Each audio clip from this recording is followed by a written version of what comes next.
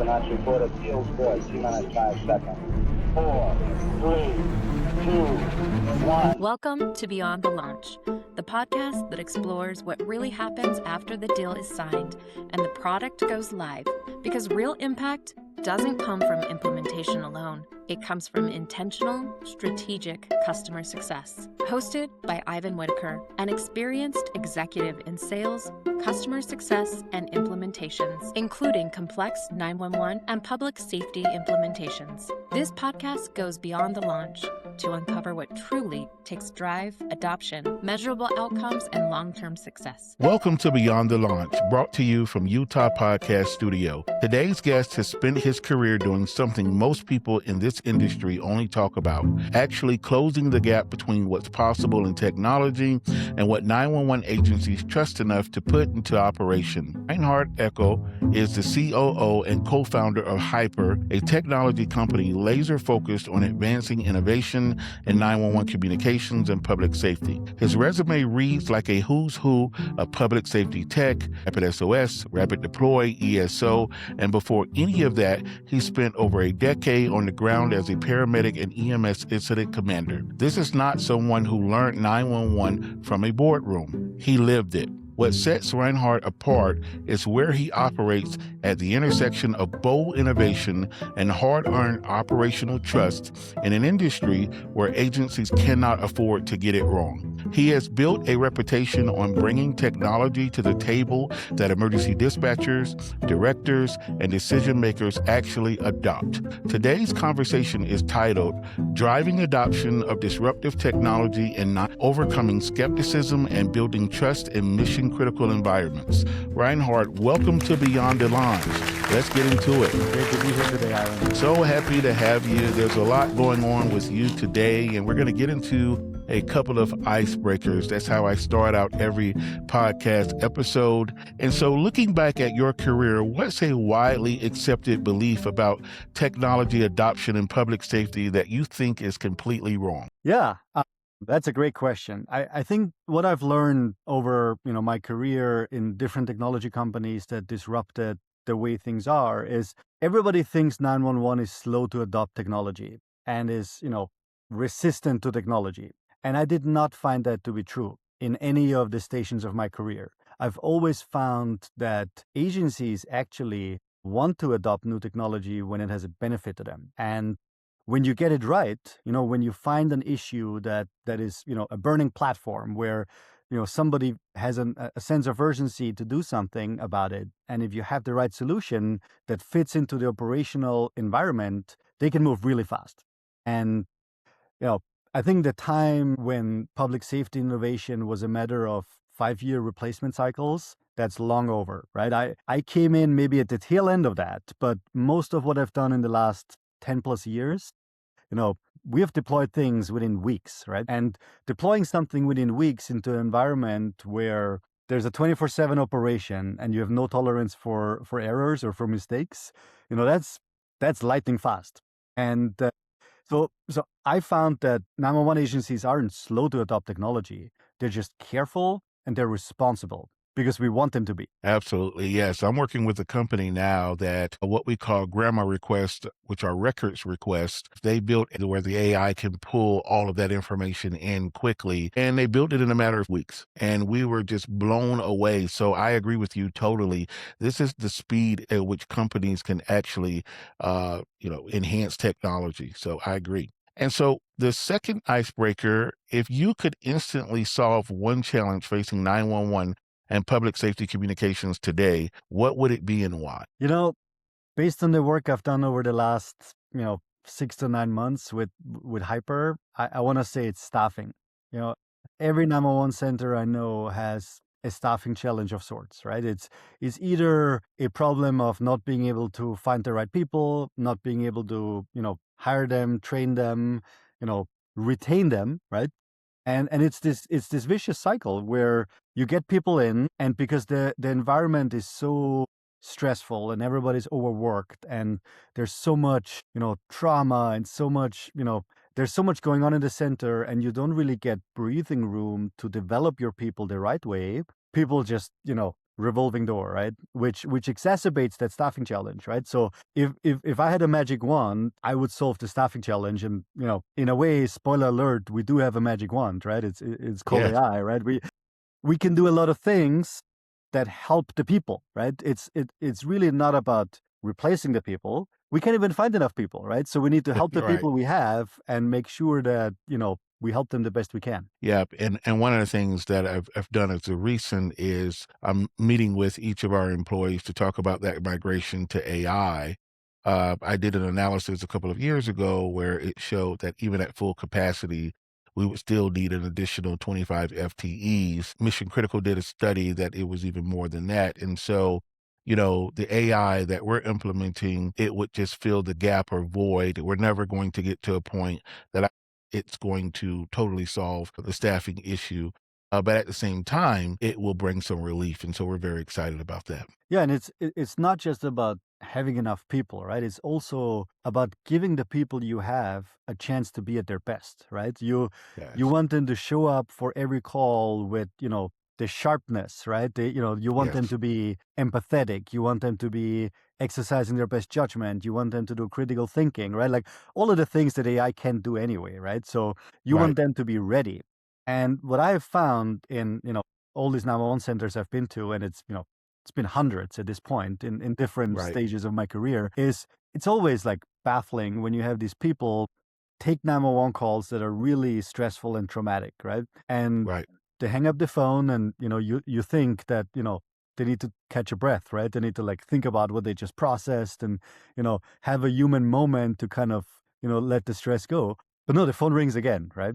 And Right. the next call is not necessarily an emergency call, right? It could be an animal control call, or it could be a noise complaint, or it could be some like thing that really like shouldn't require a human, right? And those are the moments we want to give people back. And we Right. have one customer who you might know her. She's kind of a big deal in the industry. Roxy Van Gundy from Lyon County, Kansas, who's also on the MENA Absolutely. board.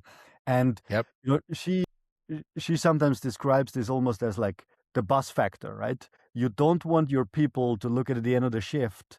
They shouldn't look like they've been hit by a bus. They should walk out of the center and like feel good about their jobs and the impact they have on their communities and the part they played in emergency response, right? And if they just take call after call after call without a break, like that's Right. hard. It is. Yep. And so when introducing disruptive technology into 911 centers where skepticism is often high, what have you found to be the most effective ways to build initial trust with agencies? I found it's really important to listen. I've made this mistake early in my career, and a lot of people have made it, so I'm not unique. But you have an idea, right? You have a solution, right? You have a piece of technology that does something, and you're convinced that this solves the problem, right? So you go out and you pitch the solution, and you're pitching the solution to people who may have a very different problem they're trying to solve, or Yes. you're pitching a solution before you truly understand the problem and all the things that contribute to the problem. So, in my career, I've kind of switched back and forth. I've had roles in product management and product leadership, but I've also had roles in customer success and operations and leadership on the operational side. And one concept that I've borrowed from the product side that I find helpful in every interaction with customers is there's the problem space and there's the solution space. And you got to be able to separate it. And I have found that the agencies we serve and the customers I talk to and the users I observe while they do things, they're experts on the problem space. I'm not. So I need to listen. I need to learn.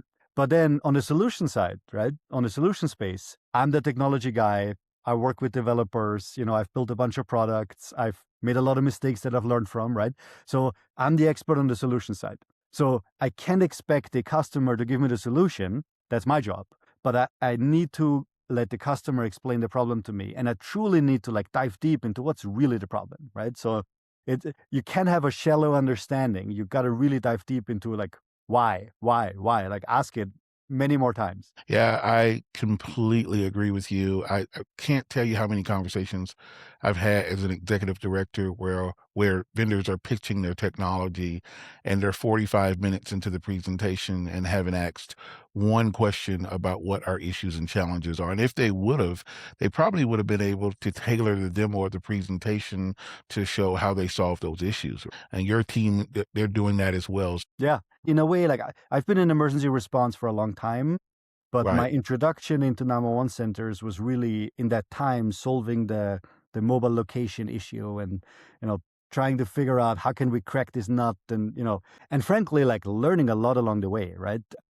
Right. You asked about skeptical agencies, right? There's this running joke at the time that like I was the public safety team of this company. It was kind of a one-man show out there, going from conference to conference and from commission meeting to commission meeting, and people were making jokes that I would get beaten up in a parking lot after these meetings because I came to Yeah. these meetings and I had, this app and you could use an app to contact emergency services instead of calling the digits 911, right? And we at the time, right, not just me, but like the entire team of that startup, we didn't appreciate all the public education that had gone into dialing 911, right? And, it's called the 911 center for a reason, right? Like Right. 911 is like the emergency number. It's universal, right? So for us to say, well, why don't we like use an app instead of 911, right? Like Right. that triggered a lot of skepticism and it triggered a lot of hesitation to engage with us in the early days. But what built trust over time is the fact that we listened and Yes. we came back, right? And we iterated on the solution and we said, you know what? We listen. Here's a different approach. How about that, right? And the second approach wasn't also exactly not what people wanted, but we got closer, right? And we were fortunate to have partners that were patient with us and, gave us the benefit of the doubt and allowed us to come back to them multiple times. And if you keep showing up, even after you've gotten beaten up in a parking lot, I think that builds trust because it shows people that you Absolutely. care. Yep.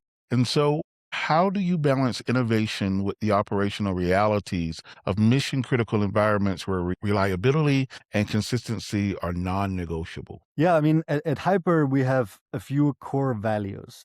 And one of the core values that we define for us as a team is question everything, break nothing. And, you contrast that with the typical Silicon Valley, move fast and break things, right? Is we can't afford to break stuff, right? That's just not something that this industry has any tolerance for. And we care deeply about the mission and we care deeply about, public safety and emergency response. So we don't want to break anything. But you gotta question things. You gotta really ask like what part of the workflow cannot be touched or cannot be compromised, and what part of the workflow gives you room to innovate. And there's a lot of different ways to do that, right? So for Hyper, one example is we didn't start with, 911 calls, right? Very clearly, like everything we do out there with customers is non-emergency calls.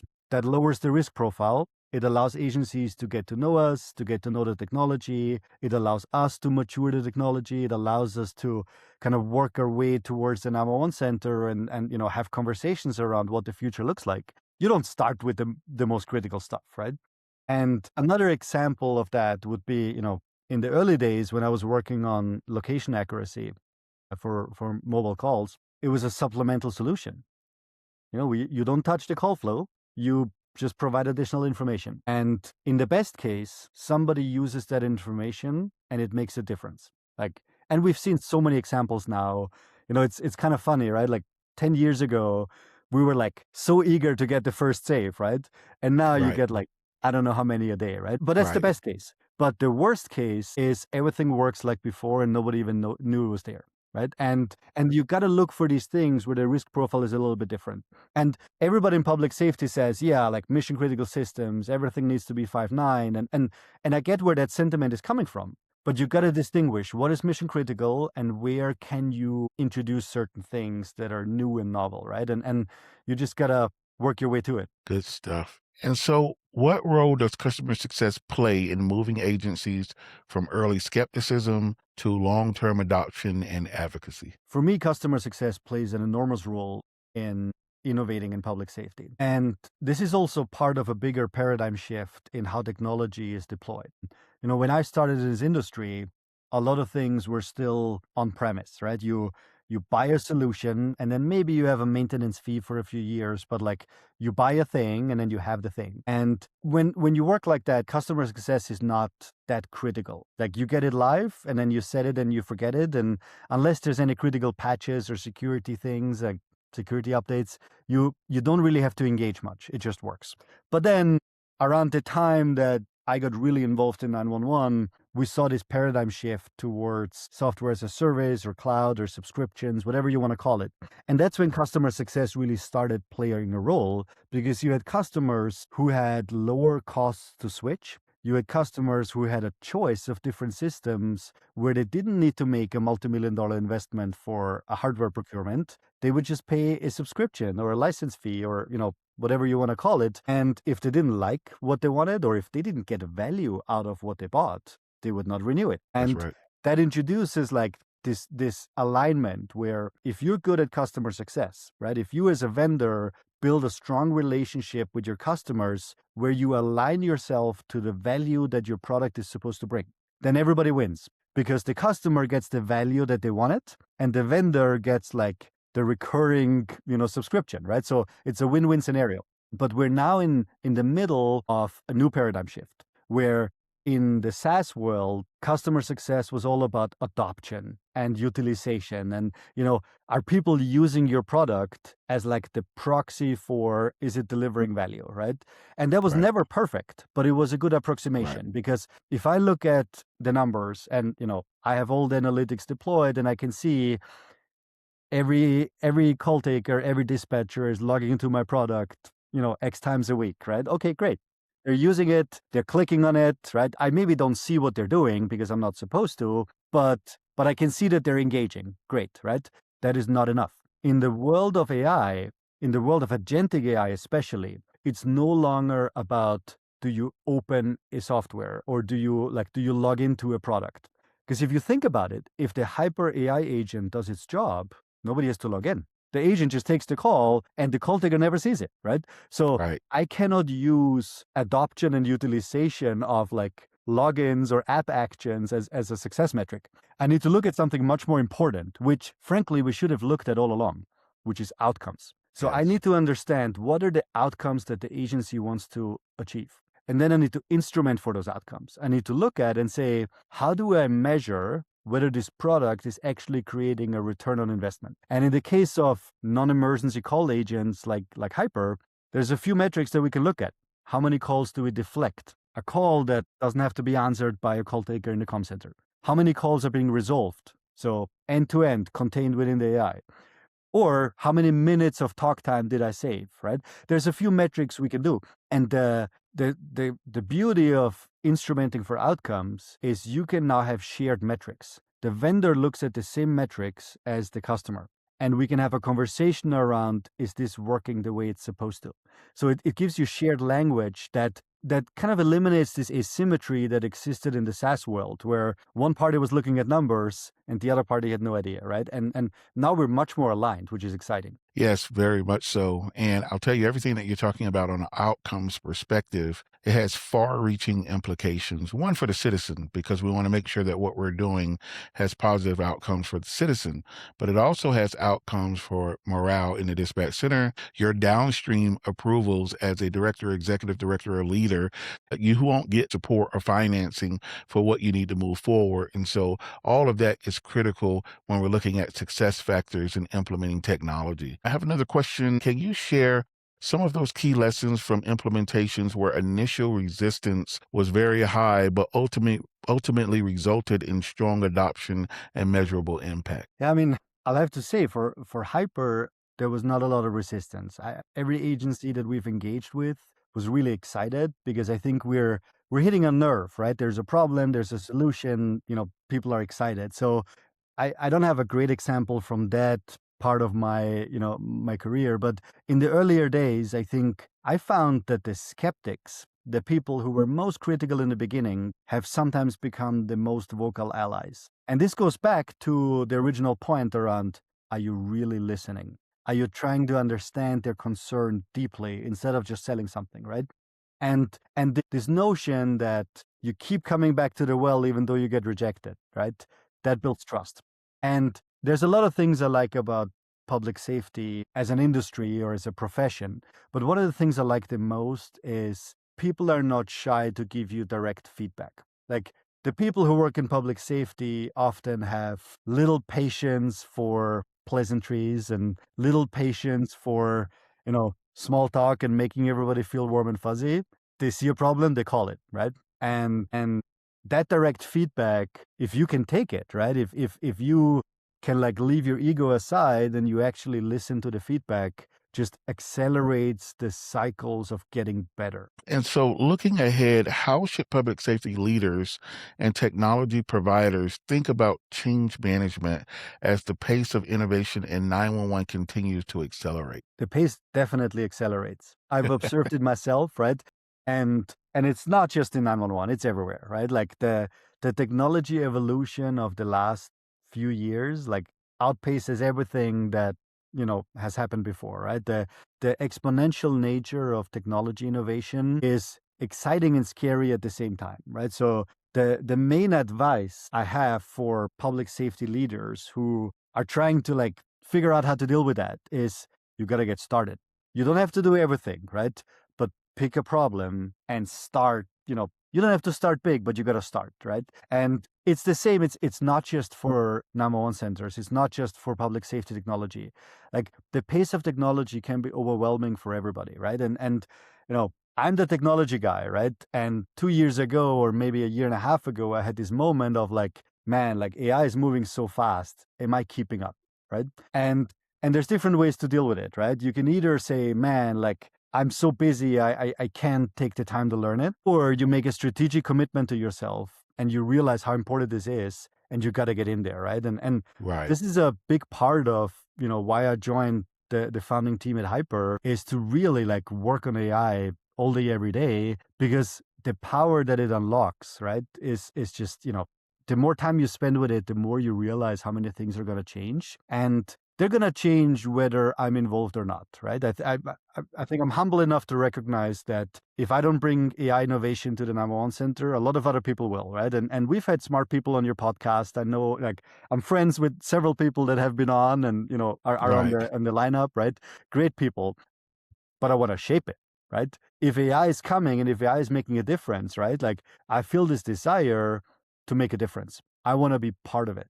And I feel like the strongest leaders in public safety feel the same way, right? Yes. They want to make a difference. They want to shape what the future looks like. They want to provide the best service to their communities. They want to be the best role models for their people.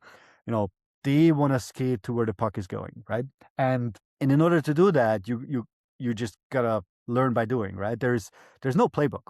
But in terms of general change management lessons, right? There's a few that hold true these days that have always been true, right? It's internal communications before external communications. Make sure Yes. your people are on board, right? And not to share too many details, Ivan, but you've shared some things with me that you have sent to your teams, right? And Yes. like that's a great example of you got to explain the why, right? You got to explain like what the goal is. You got to explain like not just what we're doing and when we're doing, but like what's the purpose behind it, right? And Right. these lessons I think will always hold true, whether we're talking about AI or some other thing. You got to communicate, and you got to involve your people in the process, right? You can't lead from the top.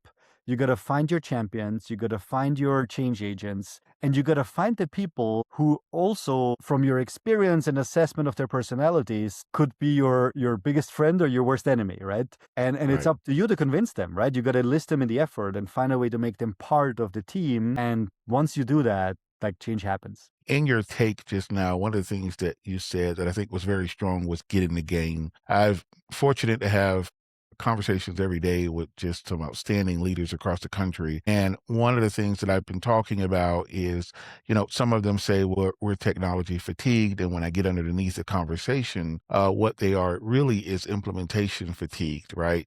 And so a lot of the things that you talked about in the implementation process and help and support, I think that's going to help us get in the game a little bit better, which is probably the overall purpose of the podcast.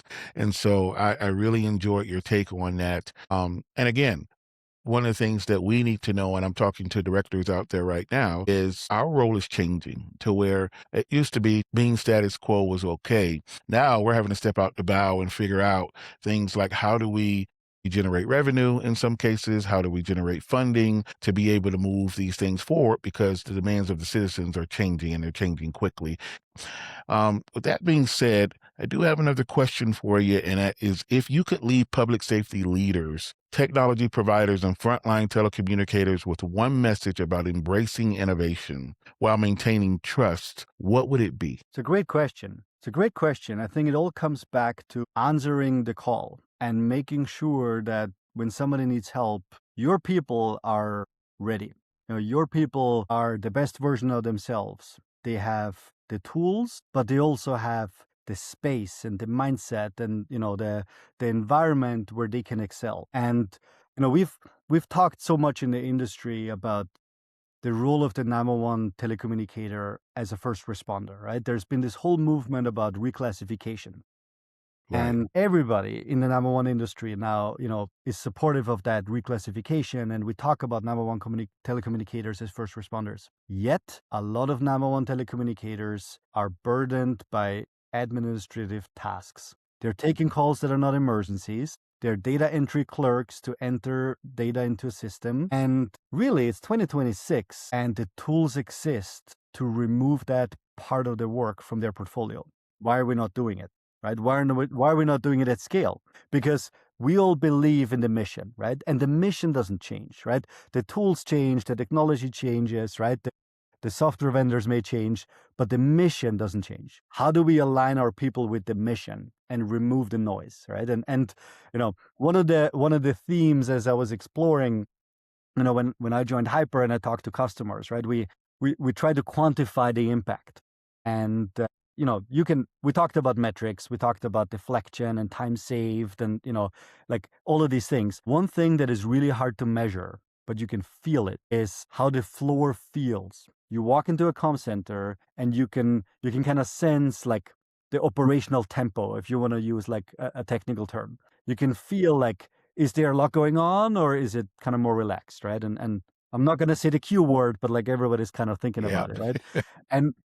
And we want to create that environment, right? We want to create this like sterile environment where when something bad happens, everybody's on it, right? And you're not drowning in the noise and the alert fatigue, right? And call after call after call, right? So we want to create an environment where your people answer the call when it matters the most. That's what I would say. Absolutely. So is there anything else that you would like us to know about Hyper? Anything that's upcoming? Any new innovations? What would you like to leave us with? I mean, one thing that I'm very excited about, this is a new development since we agreed to do this podcast, and, I'm still wearing my Hyper shirt, but it's becoming like a collector's edition at this point.